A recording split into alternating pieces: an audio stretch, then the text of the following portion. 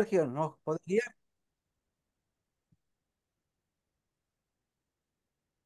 Bueno, Padre, te agradecemos este tiempo que nos concedes para capacitarnos, aprender, compartir este tiempo a la distancia. Señor, gracias por esta herramienta tecnológica que nos hace estar juntos en este tiempo. Bendecí las familias aquí representadas. Gracias por la vida de Aldo, Señor, por su conocimiento que lo comparte de manera desinteresada, Señor. Y Señor, que podamos también transmitir esto que es muy valioso a las personas que lo van a valorar, Señor. En el nombre de Jesús, amén. Amén.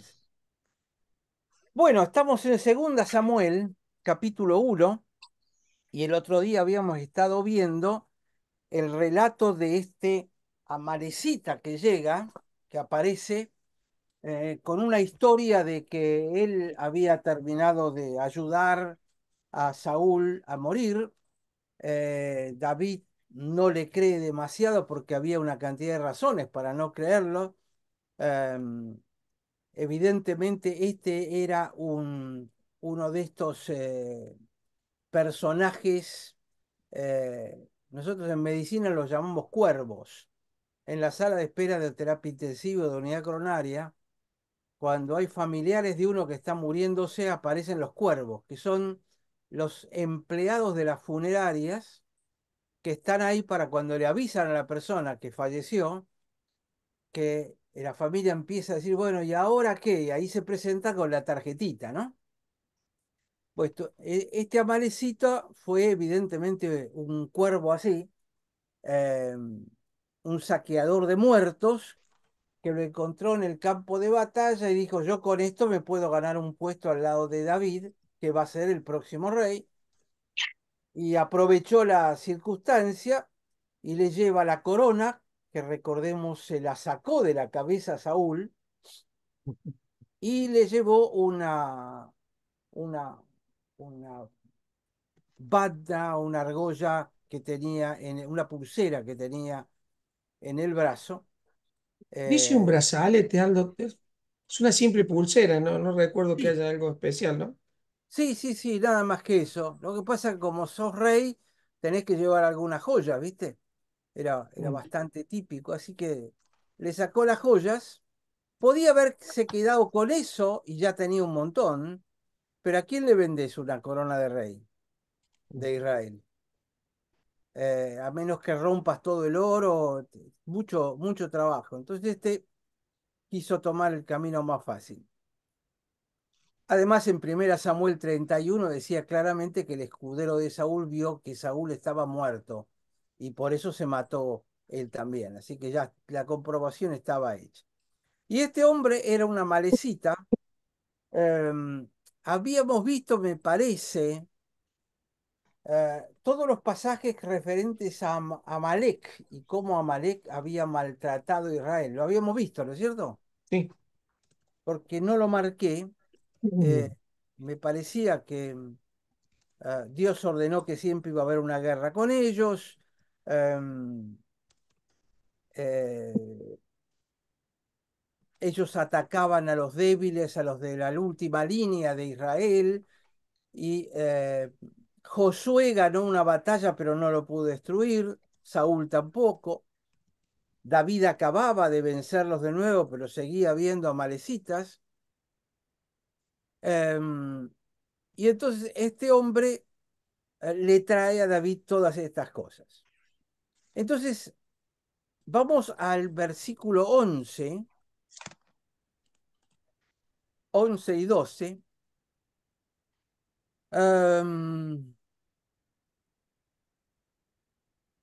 entonces dice, agarró David eh, sus propias ropas y las rompió, que era una de las señales de duelo que ellos tenían, y que era muy caro. ¿Se acuerdan cuando habíamos visto el buen samaritano? Que, que si el sacerdote hubiese ayudado al samaritano y el samaritano estaba muerto, por estar muerto tendría que haberse roto la ropa también como señal de duelo y era muy caro. Entonces pensó en eso y se alejó, pasó más lejos. Y además Acá tenía que ir a sí, hacer todo el rito de la purificación. además, exactamente. Em, entonces, este hombre, David, quiebra sus ropas eh, y todos los hombres que estaban con él hicieron lo mismo. Evidentemente, cuando llega este hombre, está hablando con David, pero están todos sus hombres alrededor. Cuando los hombres los ven a David hacer duelo públicamente por la muerte de Saúl, hicieron lo mismo todos estos hombres que estaban con él.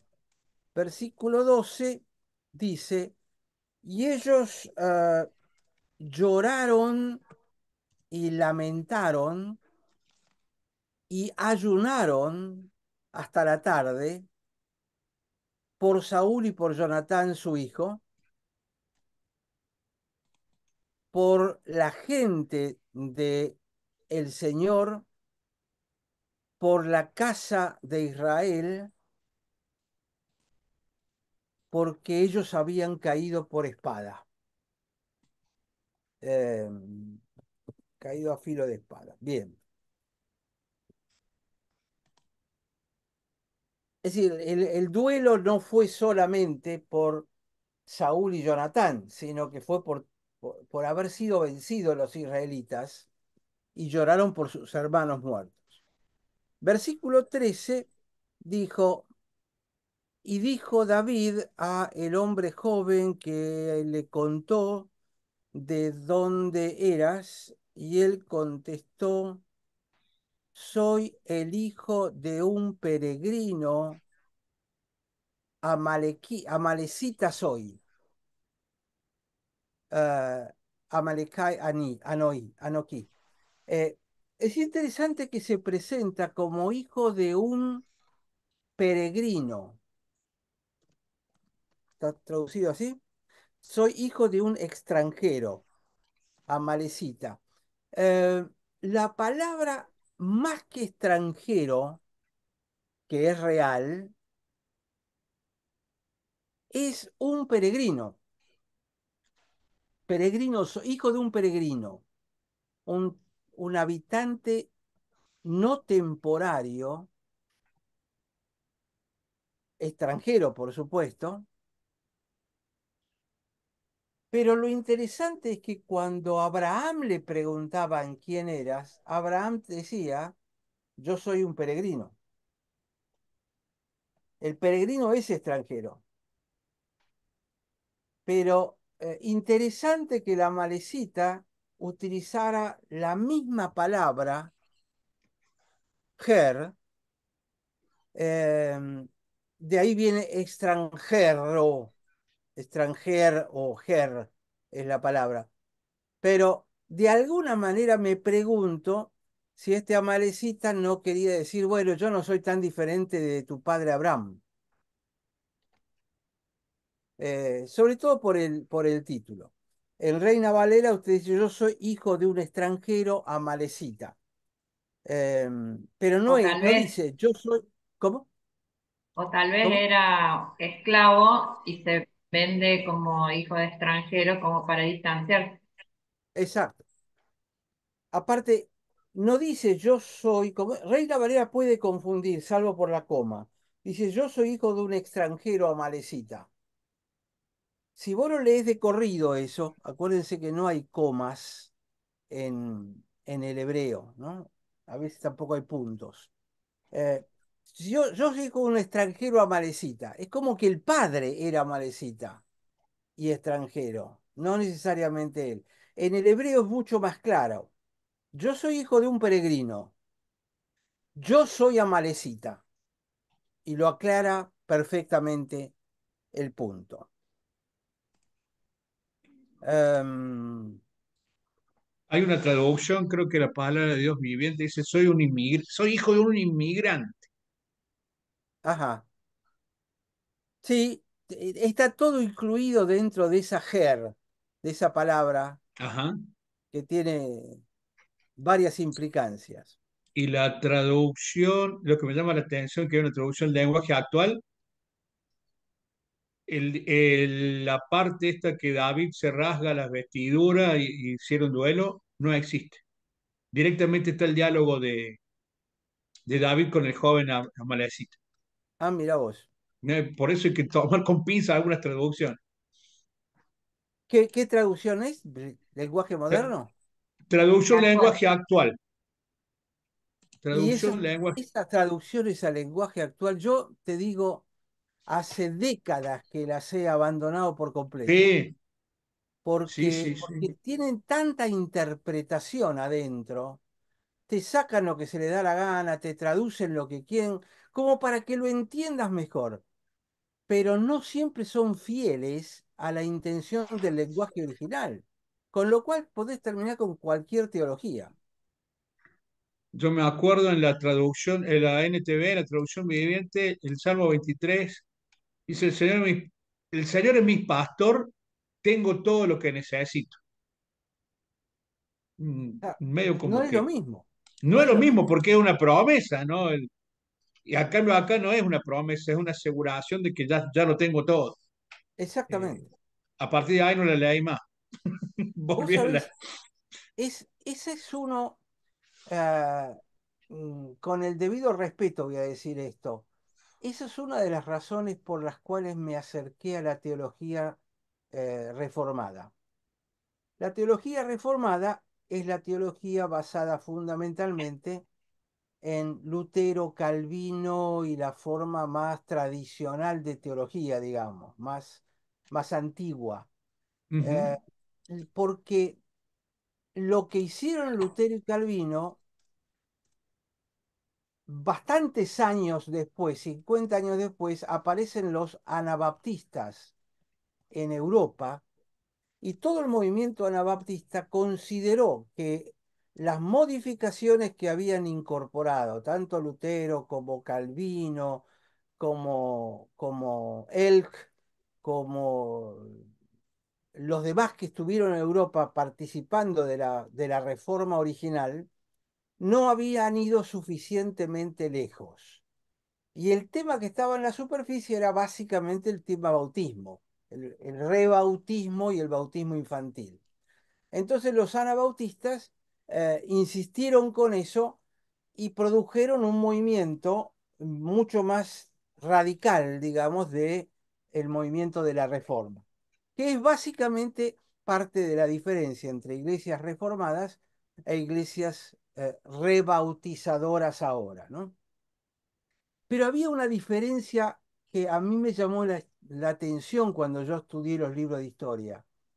Todo el movimiento anabautista o anabaptista fue hecho por gente que no tenía estudios teológicos y no tenía estudios en los idiomas originales de la Biblia, ni en el hebreo ni en el griego, sino que empezaron a hacer su doctrina a partir de las traducciones que habían hecho Lutero y Calvino. Y a partir de allí, eh, Lutero la traduce al alemán, Calvino la traduce al francés. A partir de ahí es donde empiezan a leer las escrituras de la traducción hecho por estos hombres y dicen, no, no llegaron suficientemente a fondo. Esto también ocurre así. Entonces, ¿por qué digo esto? Porque en la interpretación hay una capa de traducción en el medio. ¿Se entiende lo que digo? Del hebreo y del griego hubo una capa de traducción y se hizo la nueva teología en función de la nueva capa de traducción y no de los idiomas originales. Y esto ocurre con lo que estás diciendo, una versión moderna. Imagínate que hiciéramos doctrina a partir de la traducción moderna y podés llegar a cualquier lado. Por eso es es que a que, veces eso sucede desde el púlpito, Aldo. Toman claro, una versión como fide, o sea, así. por eso es que yo de alguna manera, cuando descubro esto, Ojo, yo arranqué en el mundo bautista. Es decir, toda la interpretación era bien anabaptista. Cuando llega la iglesia, los presbiterianos y me invitan a formar parte de la iglesia presbiteriana, es donde empiezo a buscar, bueno, cuáles son las diferencias. Sobre todo el tema bautismo infantil que me llevó 2 años, masticarlo y elaborarlo. Pero al masticar y elaborarlo tuve que meterme en esa doctrina reformada. Y sentí que era la interpretación que siempre yo había tenido de lo que leía. Sin embargo, me decían otra cosa. Es como que llegué a casa, leí la teología reformada de Calvino, no de Lutero, de Calvino, y yo me sentí en casa, con las formas, con todas estas cosas. Y me gustó y me sigue gustando. Entonces traté de entender por qué era diferente. Y esto es lo que les estoy compartiendo un poquitito ahora. Eh, Ahora, yo no sé si realmente es tanto mejor o no, pero a partir de ese momento donde yo me empecé a meter, justo coincidió con que fui a Singapur y estuve con este pastor, ¿se acuerdan? Egipcio, que era un pastor presbiteriano, que fue el que me dijo, vos tenés una mente de Occidente, yo tengo una mente de Medio Oriente. Y eso fue así, meter el dedo en la llaga, y eso fue en el 87, en el 89 me llega todo esto reformado, y encajaron las dos piezas. A partir de ahí es donde me empecé a meter muy a fondo con los idiomas originales, con el hebreo y con el griego, y cada vez ustedes ven que básicamente lo que yo les estoy compartiendo es directamente de los idiomas originales, todo lo que puedo, dentro de mi ignorancia, porque tampoco soy un experto en esto. Pero el punto es, cuando uno se mete con el hebreo, con el griego, incluso el griego con el hebreo que está detrás del griego, entras a encontrar cosas que no te las sospechabas, que están más allá de lo que una traducción te pueda dar. Entonces, si tu teología llega hasta Reina Valera, que es una muy buena traducción, todavía te estás perdiendo detalles. Y no quiero ni pensar de las cosas que me estoy perdiendo. Yo estoy siguiendo en YouTube Claro. a un hombre que está enseñando hebreo bíblico. La verdad que muy buenas las clases de él. Y él no se mete en teología, ni se mete en doctrinas, ni nada de eso. Él simplemente enseña, es hebreo bíblico. Y te enseña dónde está la raíz, qué significa. Y él es un judío, me parece que convertido, que vivió un montón de años en Israel, habla hebreo moderno, pero él enseña hebreo bíblico, que es diferente del otro. Y ¿Y todas cómo se estas cosas, llama? ¿O el canal cómo es? lo busco y te lo mando. Dale, Porque yo lo tengo ya salvado, ¿viste? dale. Para verlo. Em, Realmente uno aprende cosas que no te los imaginás. Y él te muestra, mira, acá está la traducción, esta es la palabra en el hebreo, acá está la raíz, y la raíz significa esto. Eh, entonces, cuando uno ya conoce un poquitito, va atando cabos y empiezas a tomar una idea diferente de todo este cuadro, ¿no? Así que por eso es que me meto Claro. tanto en el original. Sí, José. Ahora, Aldo, hay una situación que no la vamos a poder evitar en definitiva, porque no es mucha la gente, aún dentro del mismo pastorado, que hace un estudio tan profundo, ¿no? Entonces, uno más aprende a veces por lo que se transmite de generación en generación que por el estudio propiamente dicho. Esto que vos decías al principio, me lo habían enseñado así y así lo enseñé, ¿no? Entonces, creo que ahí el que juega un rol fundamental es el Espíritu Santo, de que nos va de alguna manera acomodando en las aberraciones que nosotros mismos vamos desviando o no, ¿no? Porque si no es Sí, imposible, ¿no? No. Y yo eso que creo ahora que tenemos muchos elementos para ver y estudiar, pero 200 años atrás no había nada. es que ahora es así. Cuando yo estaba en la iglesia y tenía que preparar los mensajes, a mí me llevaba 12 a 14 horas de estudio, porque cada palabra original yo la tenía que ir a buscar en uno de los librotes grandotes así, Mm. que y por orden alfabético hasta que llegaba a la palabra a ver cómo la usaba. Hoy me paro arriba de la palabra con las aplicaciones en computadora y ya me salta qué es lo que es. Es decir, hoy hay muchísimas menos excusas de las que había antes. Y la realidad es que son muy pocos los pastores ordenados que saben idiomas originales. A lo sumo conocen un poco de griego. Ujú. El hebreo es ya palabra mayor. Sí. Entonces, por eso estoy tratando de compartir con distintos grupos. Y la verdad le pido a Dios todavía algún grupo más que se pueda formar como para poder compartir estas cosas porque es una pena que se quede todo en el camino, ¿no? A mí Mm. no me queda tanto y dentro de 10 años esto se pierde, ¿no? Que por lo menos que quede de alguna manera. Aldo, Tampoco vas a errarle brutalmente en la doctrina, ojo, pero sí te perdés belleza. Mm. Es como yo veía la vida con cataratas. Veía la vida en color cálido y me perdía la brillantez de los colores. Creo que por ahí pasa un poco la diferencia. una pregunta. ¿La versión Kadosh sería como sacada del hebreo o no? ¿O qué sería? ¿Vos la La, usás? la versión Kadosh, Sí. Kadosh significa santa. ¿De dónde la ves vos? No, como una opción de traducción. Ah, de Y sabe tener traducción. las palabras así como Israel escrito con Y y, o sea, como que algunas Ah, palabras, o Saúl, S-H-A-U-L, así, pero mira, no. esa debe ser una versión judía. Entonces, te van a estar más cerca del sentido original de la palabra, pero el judío probablemente la va a interpretar desde un punto de vista doctrinal diferente. Entonces, te ayuda, te da luz, pero tenés que tener cuidado que no te estés tragando un concepto hebreo. Ah, Yo tengo un libro grandote acá que se llama el Midrash.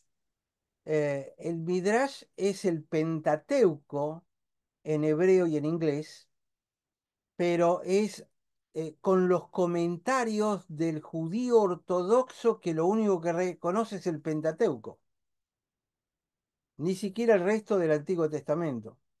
Ahora, las cosas que yo aprendí de ahí son impresionantes, pero tenés que ir en punta de pie.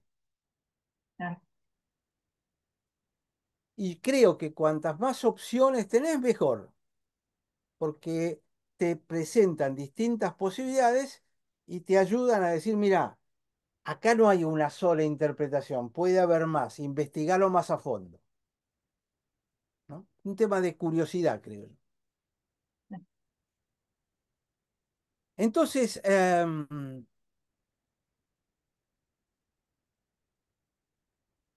seguimos en el versículo 13. David le dijo a aquel joven que le había traído las noticias, ¿de dónde eres tú? Y él dice, yo soy hijo de un extranjero, una malecita. Cuando David le empieza a preguntar esto, el jovencito este debe haber pensado, ya está, me lo gané, ahora tengo el camino allanado por delante.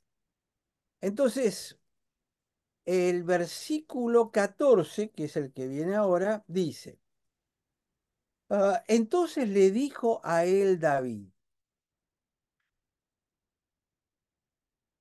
¿cómo fue que no tuviste temor de poner tu mano para destruir al ungido de Jehová?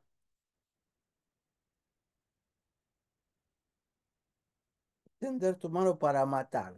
Para, la palabra más que matar es destruir, es corromper también, llevarlo a la ruina. Si la palabra exactamente no es matar, como dice Reina Valera, es peor que matar. porque la implicancia de lo que está diciéndole David no es simplemente lo mataste, sino que lo corrompiste. Sí. Aldo, yo puedo no matar a alguien y puedo decir algo que lo destruyo. Ujú.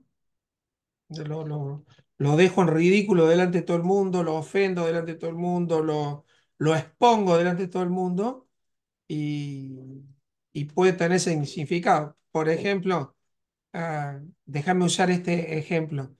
Eh, yo puedo decir, yo estudio con el doctor Fontado y aprendo mucho, o puedo decir, yo aprendo con el tonto de Fontado y yo ya tu imagen te la destruí, ¿me entendés? O Correcto. sea, es más amplio que matar. Matar lo mataste, punto. Pero eh, me conmocionó esto. El Pero la temor de impli- David hacia el ungido, la muerte y mucho más. Además, Mucho. este no era un hebreo, este era una malecita. Mm. Entonces, ¿Y lo cómo que, podía lo que saber la está en- malecita de lo que era el ungido? El respeto al ungido. pero están dentro de la misma cultura. Por la cultura. Ok. Es como te encontrás un uruguayo y te dice, yo tengo un botija, y si, vos sabés lo que está queriendo decir, porque la cultura no es tan lejana. Pero la Ok. implicancia de David acá es la siguiente. Yo puedo ir, pegarte un tiro y matarte. O yo Ujú. puedo ir, pegarte un tiro, matarte y arrancarte toda la ropa y dejarte totalmente desnudo tirado en medio de la calle. Es decir, no solo te maté, te corrompí, te derrumbé totalmente, eh, te puse en ruinas. Ujú. Entonces, lo que le está haciendo, diciendo David, es, ¿sabes cuál es el problema? Déjamelo entender así. No es que lo mataste a Saúl, porque la verdad que no sé si lo mataste o no, porque la verdad es que no lo había matado.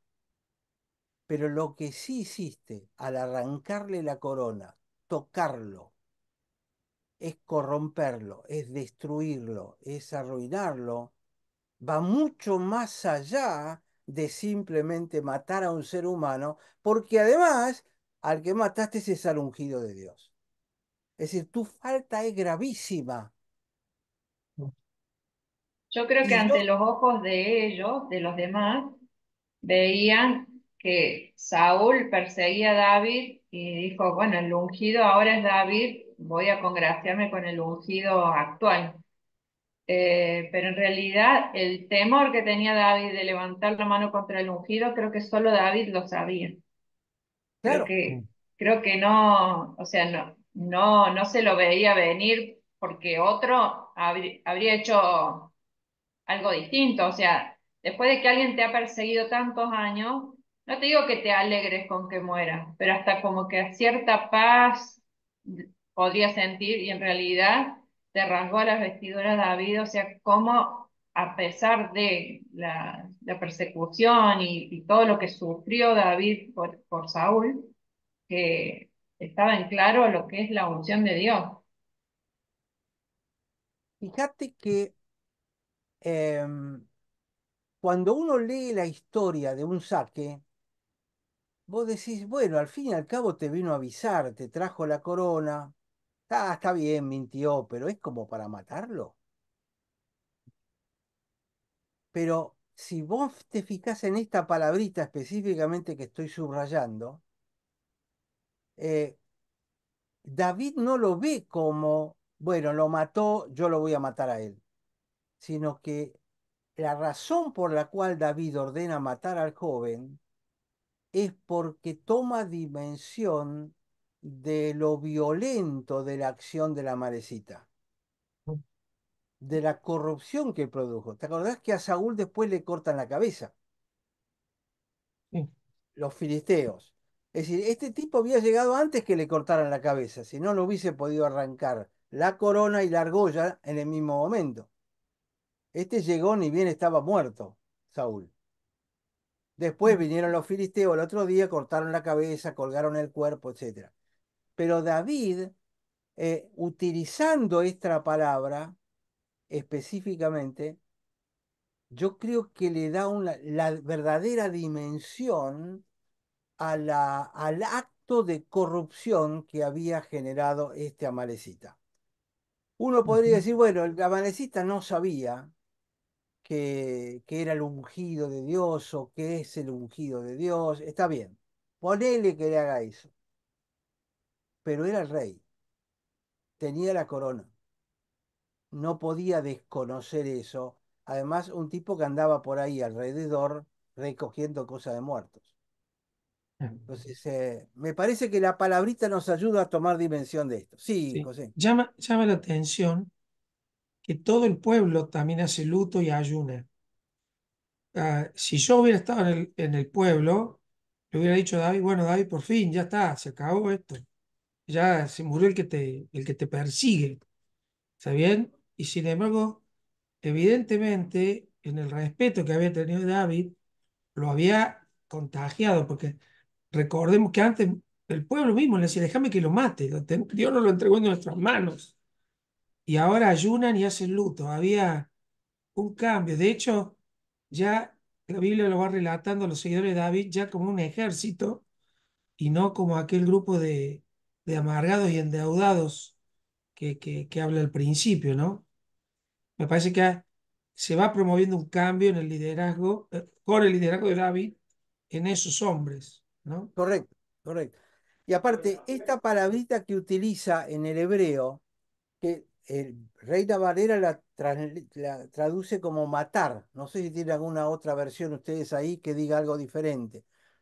Hay una versión en Sí. inglés que dice destruir, que está bien, pero la Ujú. palabra está relacionada básicamente con la palabra corromper, echar a Sí, perder. la versión esta Kadosh dice destruir al ungido de Yahweh, digamos. Claro, Usa esa palabra. está mucho más cerca porque la palabra se utiliza fundamentalmente para echar a perder. Es una comida que se pasó y está echada a perder, está corrompida, no está solamente muerto el animal, está mucho peor que muerto. Y la expresión que usa David es, estiraste tu mano, no tuviste temor de estirar tu mano para corromper al Mesías del Señor, Mesías Yahvé. Entonces me parece que es interesante esa palabrita, remarcarla, subrayarla, porque me parece que es clave para entender la reacción de David. Me está haciendo pensar algo mucho con esto que el estado de corrupción es peor que el estado de muerte. Es más amplio. Claro, Eh, Fíjate que ahora toma alguna dimensión cuando Jesús le dice que si alguien tiene problema con su ojo, que se lo saque y lo tire. Y me parece que, o sea, nadie en su juicio sano se sacaría un ojo, ¿está bien? Por más que vio algo de lo que fuera, o se corta una Orígenes lo mano. hizo, Orígenes lo hizo. Bueno, pero no estaba del todo sano, entonces origen, ¿cómo es? Pero quiero ir a esto, que me parece que la acepción de Jesús habla de ese estado de corrupción, que es peor que estar muerto. O sea, estar muerto ya está, se acabó, pero estar corrompido es un estado de putrefacción. Eh, pa- es- es- ¿Te acordás Jamás, que dice la Biblia, tu santo no verá corrupción? sí. Muerto sí, corrupción no. Jesús estuvo muerto, pero no vio corrupción.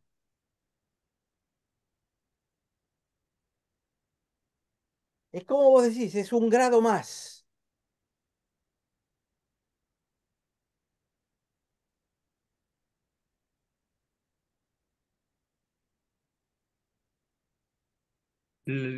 Aprovecho el silencio. La nueva Biblia de las Américas dice destruir, no matar. ¿Cómo? Perdón. La nueva Biblia de las Américas, en la traducción dice, ¿cómo osaste destruir Correcto. al ungido del Señor? Es mucho más cercano al idioma original. es más que destruir, como te das cuenta, es claro. corromper. Eh, por eso insisto tanto en la palabra corromper, porque tiene un montón de implicancias, no solamente destruir, ¿no? Y además es una palabra que se utiliza para Jesús. Tu Claro, santo no verá corrupción. Aldo, acá justo vino la Ana y me preguntaba eso de que si la corrupción era algo físico o espiritual la de Jesús. Y claro, su cuerpo murió, como vos dijiste, espiritualmente no hubo corrupción, pero su cuerpo físicamente está muerto, fue envuelto, pero él resucita antes de que su cuerpo se descomponga.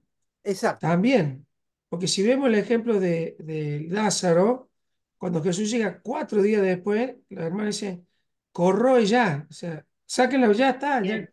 ya está corrompido, ya está descompuesto. Mirá, exacto. El cuerpo de Jesús, por eso vos podés velar a una persona 36 horas, hasta 48 horas, después ya se empieza a corromper, empieza el olor. Ahí ya entra la corrupción, ¿no? mirá, Fíjate cuando lo que es hablamos hoy de comer el pescado corrompido, te mata. y cuando nosotros hablamos de corrupción, estamos hablando de algo, oye, que cruza la sociedad en todo nivel, ¿no? Podrido, podrido, Podrido, ya está, sería la palabra no más sirve más. exacta, exacto. Entonces, versículo 15 dice, y llamó David a una persona, a uno de sus hombres, y remarco esto a uno de los hombres jóvenes que lo rodeaban. Em, Vaikra David Lehat. Utiliza la palabra ejad, que es una palabra muy particular en el hebreo, porque ejad quiere decir uno único, no cualquiera. Por ejemplo, en Génesis capítulo 1, el día primero, que se traduce como día primero, no, la palabra no es primero, primero, segundo, tercero, cuarto, no es de orden, es día uno, día ejat, día único, día diferente. Lo demás puede ser segundo, tercero, cuarto, quinto, sexto, séptimo, lo que quiera, pero el uno, es diferente de todo. ¿Cómo es este Esa término? misma palabra se utiliza en el Shema. Shema Israel, Uh, Adonai Elohinu, Adonai Echad. Dios es uno. Por eso es que a los judíos les cuesta mucho aceptar la Trinidad, porque el Shema dice, Dios es Echad, es uno, no tres.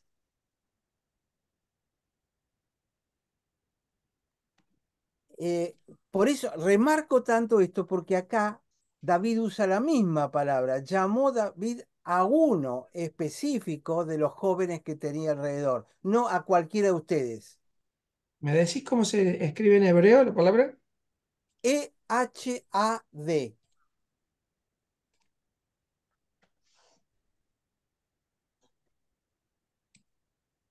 Yo lo uso mucho este ejemplo cuando hablo de matrimonio y serán una sola Uno. carne.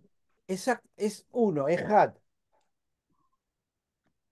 Es una palabra muy interesante y muy fuerte en hebreo, sobre todo porque forma parte del Shema. Escucha Israel, Dios nuestro Dios, Dios uno es. Y después viene los 10 mandamientos. Pero la frase que arranca es esta específicamente. En los dinteles de las puertas hebreas figuraba el Shema. Es la oración, probablemente la oración más santa Ujú. de todo el Israel. Entonces, llama a uno de los jóvenes y le dice, acércate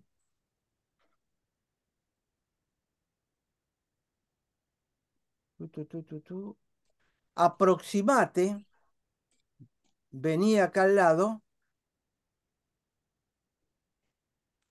y ejecutalo.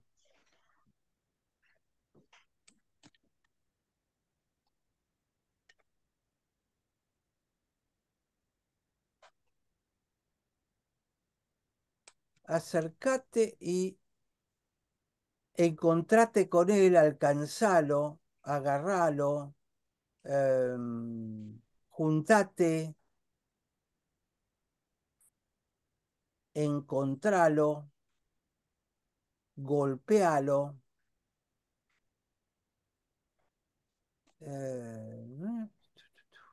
atacalo.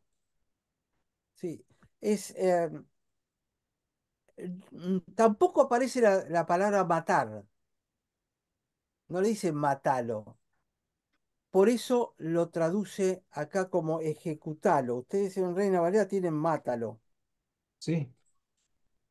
Eh, Sino acércate a él, al encuentro de él, eh, y golpealo o ejecutalo. Y esa persona lo golpeó y el joven murió. Ahí sí aparece la palabra morir.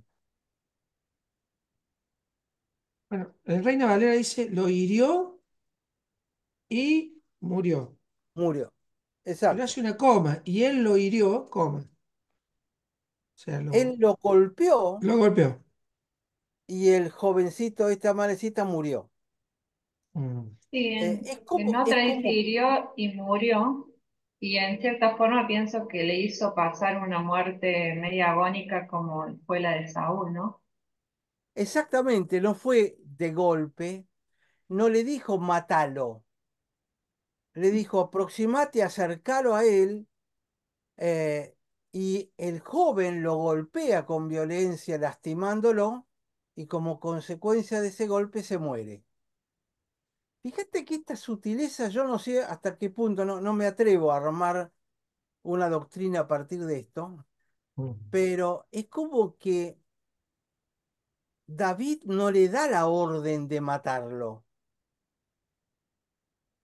sino que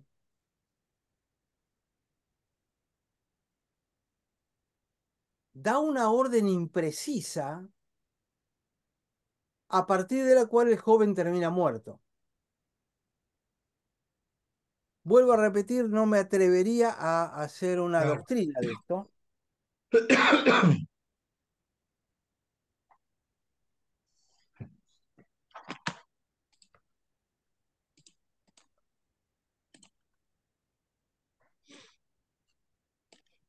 pero me llama la atención que no aparece la palabra matar en estos dos versículos últimos. Y me resulta sospechoso, porque Reina Valera lo da. A ver, espérame un cachito. Reina Valera lo da muy firme como matar. Yo cuando he leído por primera vez todo eso, me resultaba extraño a David ordenando matar así a sangre fría a una persona. Estudiándolo más a fondo, es como que ah, me hace una interpretación diferente. Acá un comentario dice así. Traduce este versículo 15. Le dice al joven, acércate y cae sobre él. Lo traduce así eh, el comentario. Dice, esta no fue una sentencia apresurada porque habían ayunado hasta la tarde. Y antes de pronunciarlo, David pregunta, ¿de dónde eres? Es decir, hace una investigación más completa de su condición y de sus acciones anteriores. Sabía que era malecita y muy probablemente había visto con suficiente claridad que toda la historia era falsa. Pero antes de decidir su destino, deseaba información más completa sobre la vida anterior del hombre. Su pregunta le indica que era súbdito de Saúl, porque la palabra extranjero significa un colono que se había retirado de su propio país y se había unido a Israel, un peregrino. Además, fue el padre de la Malecita quien había hecho esto, y probablemente era uno de muchos que, considerando demasiado peligrosa su antigua vida nómada, habían buscado un hogar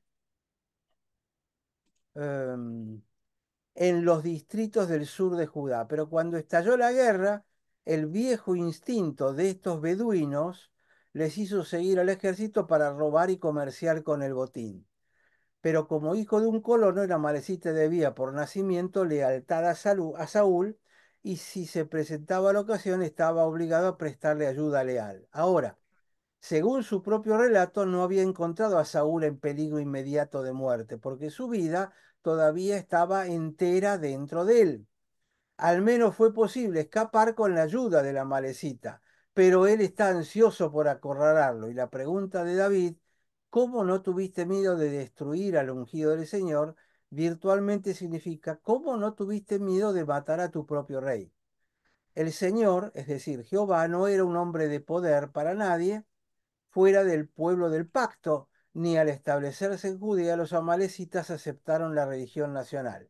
Pero las palabras mostrarían incluso a un extraño que Saúl era el rey legítimo y consagrado de Israel.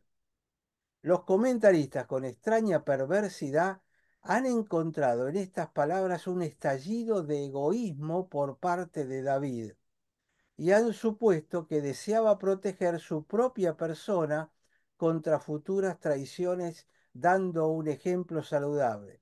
Pero esto equivale a malinterpretar el interrogatorio del culpable resumido en los versículos 3 y 14, y también para dejar de lado todo relato del profundo y agonizante dolor que desgarraba el corazón de David.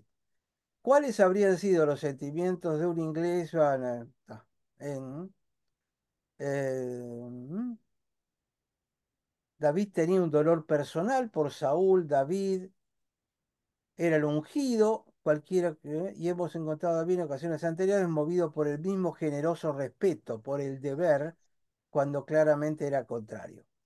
Entonces David ejecutó justamente al desgraciado por asesinar vilmente a alguien a quien posiblemente podría haber salvado. Y el verdadero propósito del hombre era sugerirle a David de manera encubierta que escapar realmente era posible, pero que él había asegurado todas las cosas y por lo tanto merecía una gran recompensa.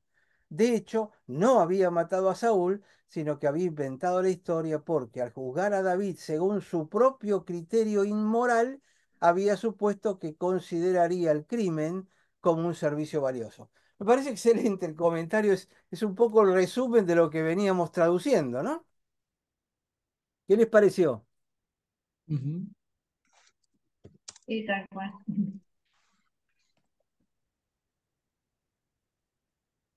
Y me parece que este jueguito con la palabra muerte que no aparece, salvo cuando aparece al final de todo dice, el amalecita se murió. Pero en todo el proceso, en ningún momento, David dice, mátenlo, el chico se acerca y lo hiere, no necesariamente, termina muerto, pero como que esa no fue la intención primaria, ¿no? Me parece que está bueno este último. Sí, incluso después, en la historia futura de David, vemos un montón de casos que los valientes de David matan y él no quería que matara, o que mataron a su hijo y él no quería que mataran, y la vez que está involucrado en una muerte con Urías, la pasó tan mal que creo que enseñanza para David le será suficiente. Exacto, exacto. Em, a ver si tengo algo más.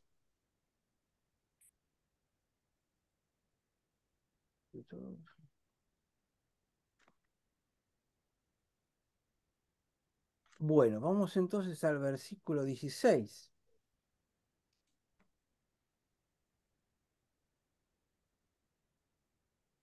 Entonces le dijo a él David,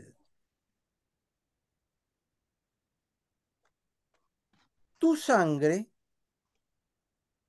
sea en tu cabeza, porque por tu propia boca has testificado contra ti, diciendo, yo lo maté. Y ahí utilizan la palabra matar. Yo maté al Mesías de Jehová. Es interesante porque acuérdense que en el versículo anterior ya estaba muerto. Es decir, que no fue un golpe que lo mató instantáneamente. Quizás por eso lo traducen como lo hirió. Porque acá está David diciéndole al joven herido en el proceso de morirse, le dice, tu sangre, es decir, la sangre que el jovencito este le produjo con el golpe, tu sangre es sobre tu propia cabeza. ¿Y eso significa algo? ¿La sangre en la cabeza? ¿O será por Eh, golpe en la cabeza? el golpe en la cabeza es muy probable, pero tu sangre sea sobre tu cabeza es porque cuando uno mata injustamente a alguien, la Biblia dice, tu sangre será sobre tu cabeza. Es decir, vos sos el responsable del derramamiento de sangre que has realizado, por lo tanto, tu sangre cae sobre tu cabeza porque te lo mereces. Es la recompensa a lo que hiciste. Por ahí ustedes me ayudan a recordar, porque hay pasajes bíblicos que dicen eso de tu sangre sea sobre tu cabeza, O buscamos para la próxima clase, porque no lo sé, ¿no? no lo sé. Sí, debe ser en la parte de las leyes del ojo por ojo y todo esto, pero no lo sé. No lo registra.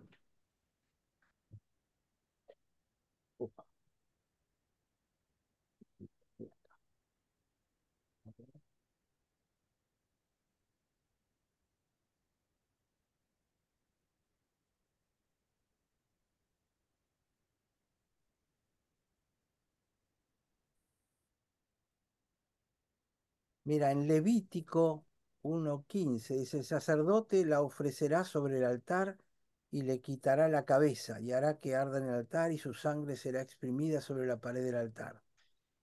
Levítico 3:2 dice, pondrá su mano sobre la cabeza de su ofrenda y la degollará a la puerta del tabernáculo de reunión. Y los sacerdotes hijos de Aarón rociarán su sangre sobre el altar. Levítico 3:8 dice más o menos lo mismo. 3:13 dice, pondrá su mano sobre la cabeza de ella y la degollará. Eh, Josué 2:19, cualquiera que saliera fuera de las puertas de tu casa, su sangre será sobre su cabeza, y nosotros sin culpa. Es decir, la expresión tiene que ver con culpa. Tu sangre sobre tu cabeza es culpa tuya. Mas cualquiera que se estuviera en casa contigo, su sangre será sobre nuestra cabeza si mano lo tocara. Segunda Samuel aparece esto, Primera de Reyes, Jehová hará volver su sangre sobre su cabeza, porque él ha dado muerte a dos varones más justos y mejores que él. De nuevo el sentido de culpa. Primera de Reyes 2:33. La sangre de ellos recaerá sobre la cabeza de Joab y sobre la cabeza de su descendencia para siempre. Pero sobre David y sobre su descendencia y sobre su casa y sobre su trono habrá perpetuamente paz de parte de Jehová. Primera de Reyes 2:37. Sabe de cierto que el día que salieres y pasaras el torrente de Cedrón, sin duda morirás, y tu sangre será sobre tu cabeza. Es decir, será culpa tuya. Ezequiel 33:4 dice, cualquiera que oyere el sonido de la trompeta y no se apercibiere, y viniendo la espada lo hiriere, su sangre será sobre su cabeza. Bancátela porque... Aldo, Sí, Pilato dijo eso sobre la sangre de Jesús. Ahora estoy pensando. Y te sí. respondiendo todo el pueblo dijo, su sangre sea sobre vosotros y sobre nuestros hijos. No, la gente le dijo eso a Pilato, que sea sobre nosotros y sobre nuestros hijos. O sea, la gente que votó por Barrabás eh, recibió esa sentencia, ¿no? Sí, Nosotros somos asumí, culpables, no vos. Sí. claro. Y al día de hoy se dice corre sangre inocente sobre su conciencia, corre la sangre inocente sobre su vida, corre sangre inocente. El dicho permanece, digamos, una forma. Hechos 18:6 dice, pero oponiéndose y blasfemando esto, les dijo, sacudiéndose los vestidos, vuestra sangre sea sobre vuestra propia cabeza. Yo limpio, desde ahora me iré a los gentiles. Mm, Se ve que lo dijo Pablo esto. sí. Pero bueno, encontramos algunas por lo menos. Ahí en Jeremías 2 estaba viendo también eh, hace referencia a esto, que la sangre eh, del inocente cae sobre los hombres que hicieron la maldad. Así que, Exacto. Y me parece que tiene que ver incluso con la responsabilidad. Espera que se me está cayendo algo. Con la responsabilidad, por ejemplo, pastoral. Cuando no cumplís con cierta tarea que Dios te asigne, cabalmente, la sí, sangre de esas personas son sobre tu cabeza. sí, como que dice los pastores que han de dar cuenta. Exacto, exacto. Bueno, este es 2 Samuel 1:16. Un segundito, un minutito ahí vuelvo. Un segundo. Sí.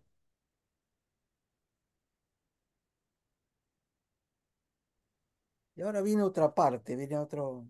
¿Cómo estamos de tiempo? Ah, ya estamos casi. Nos queda poquitito.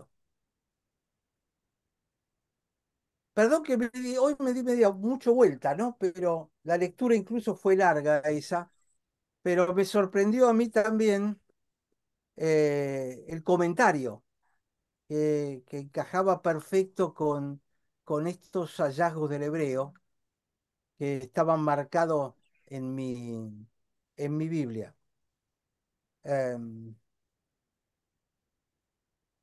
¿ves, Sergio, la diferencia que hace el tratar de ser lo más cercano posible al texto original, ¿no? Exactamente. Pero tenés que leerlo con lupa, porque si no, no lo pescás. Eh, alguna vez hay gente que te dice, yo leí la Biblia 50 veces. ¿Y de qué te sirve leerla y nada más? Está bien, de algo sirve, no voy a decir que no sirve para nada. Pero otra cosa es escudriñar las escrituras y meterse a fondo en ellas. Es otra Teníamos cosa. un profesor en el Instituto Bíblico que decía, busquen las implicancias, claro, pero sin el conocimiento de la cultura hebrea y de las palabras, es muy difícil encontrar el verdadero sentido o aproximarse quizás al sentido. Había que tener un libro así de manual de uso y costumbres, el diccionario Claro. bíblico, toda una cuestión, este, Bueno, había que es leer lo que yo mucho, tengo acá en mi escritorio. Yo había que leer muchísimo. he comprado un montón de esos libros, específicamente muchos de ellos directamente hebreos, para Claro, tratar de entender eso a fondo, a su vez sin dejar, tratando de no dejar contaminarme por la teología hebrea, ¿no? Y por el pensamiento de ellos. claro. Tengo un amigo que él realmente no sabe demasiado, pero él dice que en la iglesia lo acusaron de querer hacer hebraísmos, es decir, de querer llevar todo al trasfondo hebreo. Y sí, puede ocurrir, si no sos cuidadoso, terminás reponiendo el Shabbat en lugar del domingo. Es decir, te podés pasar de mambo e irte al otro lado. pero lo que a mí me enseñó aquel pastor presbiteriano, Nur, en Singapur, pero estamos hablando del año 87, cuando él me dijo, tu mente es occidental, mi mente es de Medio Oriente, él me explicó específicamente la importancia que tenía de entender la palabra dentro de su cultura, pero no cambiando la doctrina básica. Porque si no, uno termina, ustedes habrán visto en muchas iglesias que para Pascua presentan el Pesaj y enseñan, traen a un judío y que celebre el Pesaj. Lo habrán visto, lo habrán escuchado. El problema es que una cosa es el Pesaj judío de hoy y otra era el Pesaj celebrado en el tiempo de Jesús y reinterpretado por Jesús, pero no como judíos, sino dándole la nueva tónica. Y eso te cambia absolutamente la perspectiva. Hay un librito que yo tengo por acá que se llama es de Jacob Jeremiah.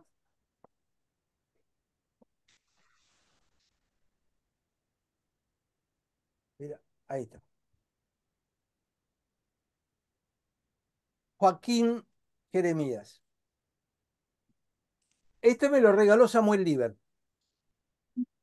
Este libro yo no lo he terminado de leer todavía y me lo regalaron hace 40 años. Porque este hombre, católico él, ha hecho probablemente el estudio más concienzudo de la Santa Cena.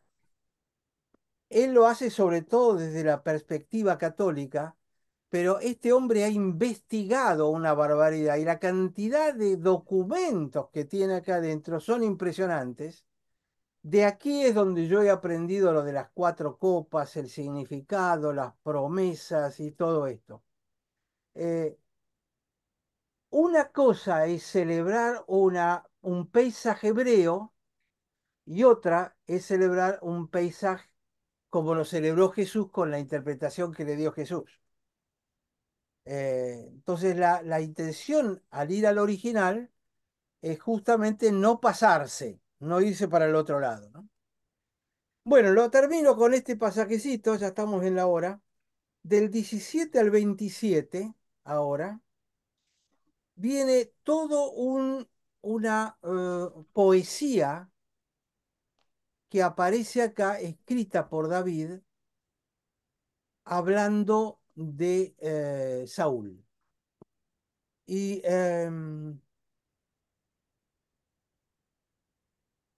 Y lo increíble es que lo ensalza, lo endecha, lo levanta. Una de las palabras más repetidas es valiente, escudo.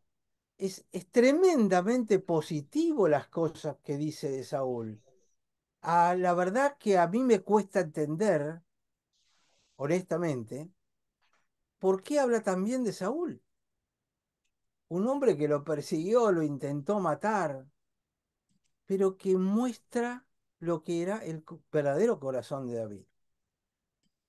Empieza el versículo 17 diciendo, y lamentó David con lamento sobre Saúl y Jonatán su hijo.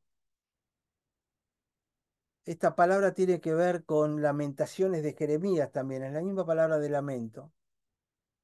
Y el 18 dice, y les dijo que enseñaran a los hijos de Judá.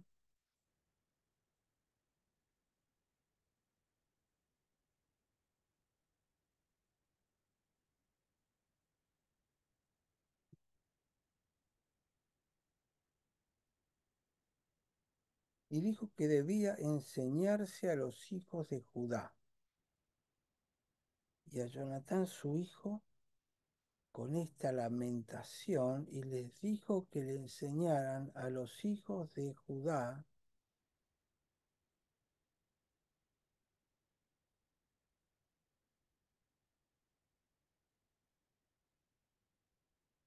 Aquí me llama la atención porque aparece una palabra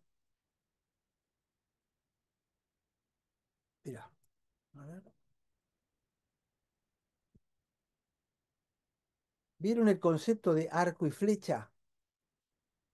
El arco. Es algo así, porque aparece esta palabra en la oración. Dice, les dijo que le enseñaran a los hijos de Judá, a los Yehudá,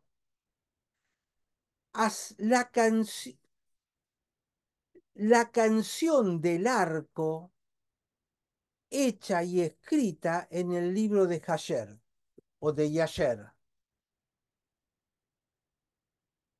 Hayasher. Es como, a ver, hay un libro de Yasher. Este libro aparece mencionado en otros lugares también, pero no forma parte de la Biblia.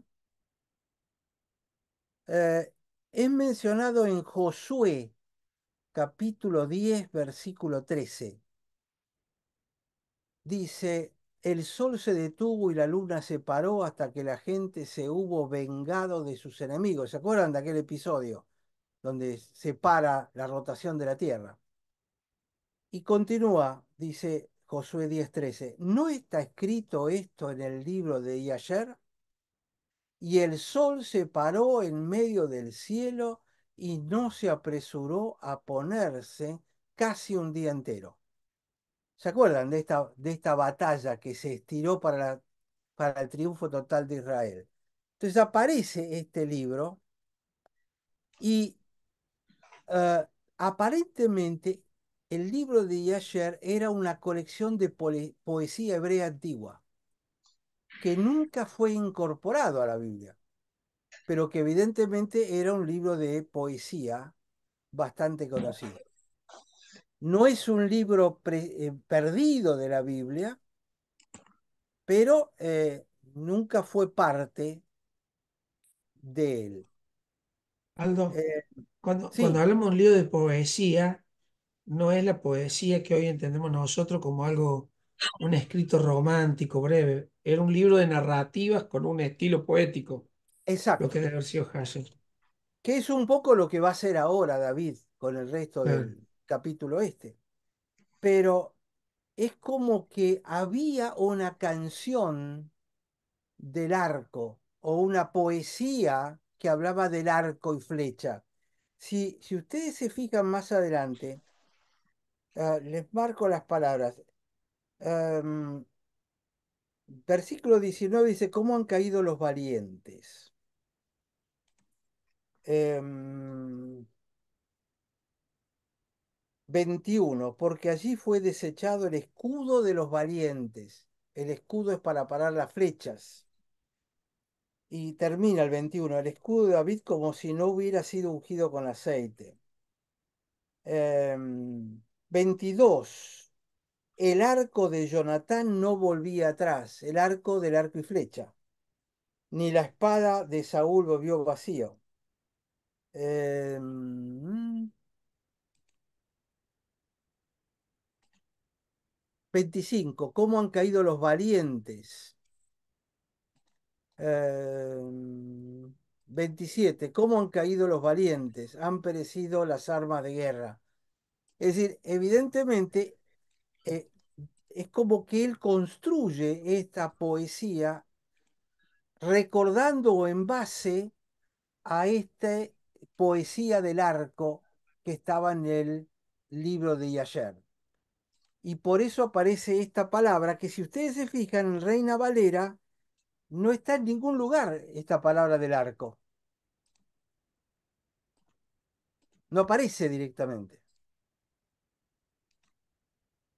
Pero toda la poesía de David daría a entender más o menos el tema del arco, flecha, pelea, valiente, escudo. Está todo alrededor de ese concepto, ¿no? El versículo 26 es un versículo que llama mucho la atención de esta poesía, porque es lo que usa un poco la comunidad homosexual para justificar el amor, que era un amor especial entre David y Jonatán. Eh, es un versículo que está para interpretar, ¿no? Dice, Sí, angustia tengo por ti, hermano mío, Jonatán, que me fuiste muy dulce. Más maravilloso me fue tu amor que el amor de las mujeres. Al miércoles. Entonces, digamos acá, Claro, es como que ellos ponen un tilde en decir, miren, acá había un caso de de homosexualidad. homosexualidad, pero David lo está definiendo como un hermano, ¿no? Donde había un Sí, juramento. hasta qué punto también nosotros lo estamos interpretando de determinada manera, ¿no? Porque la palabra amor utilizada acá, sin duda, es la misma. Y Claro. esa palabra incluso en hebreo se puede utilizar para amor sexual. Ajá. ¿Y qué palabra hay? Porque siempre se habla del amor eros, el amor ágape, ¿qué significado le ves vos ahí, Aldo? Eh, Déjame que lo estudio para la próxima, porque yo ya Dale. lo había leído el comentario de todo eso, pero ahora no me lo acuerdo. Eh, pero es un pasaje, digamos, difícil, con el que te pueden apretar tranquilamente, ¿no? Ujú. Eh, Estamos acostumbrados a ver el amor de Netflix. Es decir, decimos el amor hombre-mujer, el amor hombre-hombre, y uno piensa en el amor este. Em, en aquellos tiempos, la gente no se casaba por amor. Casaba con la hija mayor o con la segunda porque era un arreglo entre la familia, no había amor. Hoy en día esto yo lo he vivido mucho con los indios en Hawái.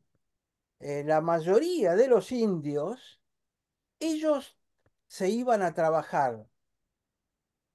Por ejemplo, todo participante que venía de Arabia Saudita, de Emiratos, de Kuwait, de todos esos lugares, eran todos indios, que iban a esos lugares a trabajar, porque les pagan bien. En la India, $100 era un sueldo alto. Estos se van a estos países y a veces ganaban 800, 1000, 1500, $2000. Y los mandaban de vuelta a la India, a la casa, a la esposa que se había quedado con los chicos. Entonces, el casamiento, hoy en día, 50% de los casamientos en la India siguen siendo por arreglos de las familias, no por amor. Sí. O aunque no Eh, sean arreglados, puede ser que esta función siga siendo igual. Puede haber habido una atracción, un acuerdo, pero cuando nosotros estuvimos en Dubái, hace 5 años, todos los que trabajaban ahí trabajaban bajo este concepto. Y eran egipcios, o sea, Sí, iban por el sueldo y hacían 2 veces al año iban a visitar a su casa. O sea, ellos cumplían un rol de proveer, nada más. te das Y cuenta que vivían. la palabra amor tiene un significado absolutamente diferente. Ujú. No son matrimonios por amor. Ustedes estuvieron ahora con Arthur. Sí, sí, eh, la mujer siempre estaba en las casas de las hijas. Él estaba solo y la mujer sola. La pregunta es, yo no sé, yo más de 20 días me cuesta pasarlo sin estar con Marisa. sí. Arthur era el profesor que nos dio la clase este fin de semana en Buenos Aires, que es de la India. Y la esposa la vimos en una foto, no, yo no participó en ninguna actividad, por ejemplo, Entonces, ¿no? entonces, cuando acá está hablando de amor, nosotros, nuestra imagen de amor es el amor romántico de Netflix, es la película romántica. En aquella época eso no existía. Hasta hace 200 años no existía. Es una cosa totalmente nueva. Entonces, en gran medida yo creo que si tienes ganas de malinterpretar la cosa, la podés agarrar para cualquier lado, porque estás hablando el amor por un hombre es mejor que el de la mujer. Y porque en aquella época había la esposa con la que me casaba para tener los hijos, y después estaban las amantes, las concubinas. Esto era lo normal. Cuando yo era chico en Argentina, era casi lo normal. El marido estaba casado con su esposa para tener hijos, proveer, traer el dinero a la casa, pero la vida sexual del hombre ocurría afuera, incluso la vida social, porque llegaban de trabajar y se iban al bar a jugar a las cartas para estar con los muchachos, porque les gustaba más estar con los muchachos jugando al truco. Yo me acuerdo, hay un tango que, que se llama Café la Humedad. Café la Humedad, lo habrán escuchado. Ajá. Ese Café la Humedad estaba ahí a 5 cuadras de mi casa, en Gaona y Boyacá. Y ahí es donde escribieron ese. Yo he ido muchas veces y a la tardecita se llenaba de hombres que estaban todos tomándose su vinito, un moscato se tomaba en aquel entonces, jugando al truco. Y ese era el pasatiempo de los hombres. Mi padre tenía garaje y en la oficina del garaje venían todos los viejos del barrio a jugar al truco. En lugar de estar con la mujer, en ese tiempo prácticamente los televisores eran en blanco y negro y muy pocos lo tenían. ¿En qué pasaban su vida? Trabajando y después en el bar con los muchachos. Los muchachos son más importantes que la esposa, los hijos, que todo lo demás. Llegaba a casa para Sí. que la mujer le dé de comer y se va a dormir. Y a la mañana se levanta y se va a trabajar. Entonces, ese concepto del amor por la esposa que hoy tenemos no lo podés aplicar a la lectura de este pasaje. Porque es algo así Ujú. como si dijera, ¿sabes qué? Prefiero estar con los muchachos de la esquina antes que con mi esposa, que al fin y al cabo es un matrimonio arreglado que arreglaron mis padres con los padres de ella. Cada uno cumple su función y otra cosa.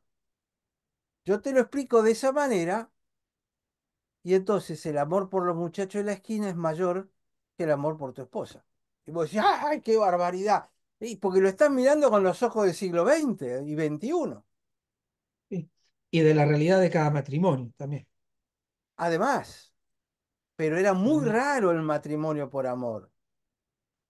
Hay películas de Netflix donde sí aparecen en el siglo XVI, XVII, XVIII, que estos dos se enamoraban y entonces, sí, es muy probable que haya existido las parejas por amor, pero eran la recontra super excepción, no eran la norma, la regla. A mí me parece que por ahí pasa la explicación de estos versículos. Ujú. Aldo, Sí, otra cosa que me llama del 26 la atención, es que le habla a Jonathan en segunda persona. Dice a ti, mi hermano, o sea, como que le estuviera hablando a Jonatán muerto, ¿no? Pero los otros, cuando hablaba de Jonatán y de Saúl, era en tercera persona, pero justo este puntualmente es en segunda persona. claro, por ese afecto especial que sentía por él, ¿no? Lo que pasa es, claro, si lo querés mirar con los ojos del erotismo homosexual, vas a caer en la trampa rapidito. Pero a mí me parece que por acá pasa un poco. Pero les prometo que para el jueves que viene voy a leer los comentarios a ver si encuentro algo más. En el hebreo dicen, menciona amor, me parece. Sí, sí, sí, sí, sí, la palabra, el verbo, a ver, Claro, con razón se agarran de ahí los muchachos. la palabra abaj, abaj, perdón, abaj, abaj es amor en hebreo, abaj. Es un nombre femenino, abaj, y se lee de esa manera, eh, que viene de ajeb, y ajeb significa amar, ajeb. Es una raíz primitiva, amar. Em, Génesis 22:2. San, tu hijo al cual amas, Isaac, se utiliza un padre amando a su hijo. En Génesis 24:67 dice, su esposa y él la amó, se utiliza para amor a la esposa. Eh,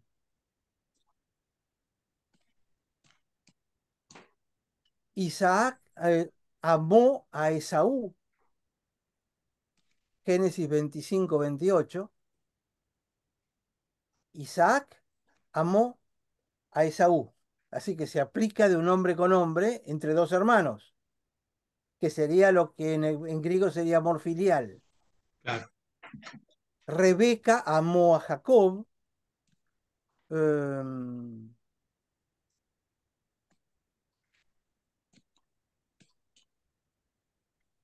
Génesis 27:9. Go to Parallel Hebrew para un cachito. NIV dice, vamos a traducirlo así lo leo. Ve al rebaño y tráeme 2 cabritos escogidos para que pueda prepararle a tu padre un guisado sabroso como a él le gusta. El verbo es amar, pero se traduce le gusta. Evidentemente la palabra la voy a estudiar más a fondo, pero la palabra implica muchas cosas y no es amor erótico necesariamente. Claro. Bueno, chicos, paramos acá. Muy bien. ¿No? Qué temita. Bueno, interesantísimo. Buenísimo. Vamos Muy a bien. volver a agarrar desde el 17, agarramos toda la poesía esta la próxima vez. Bárbaro. Desde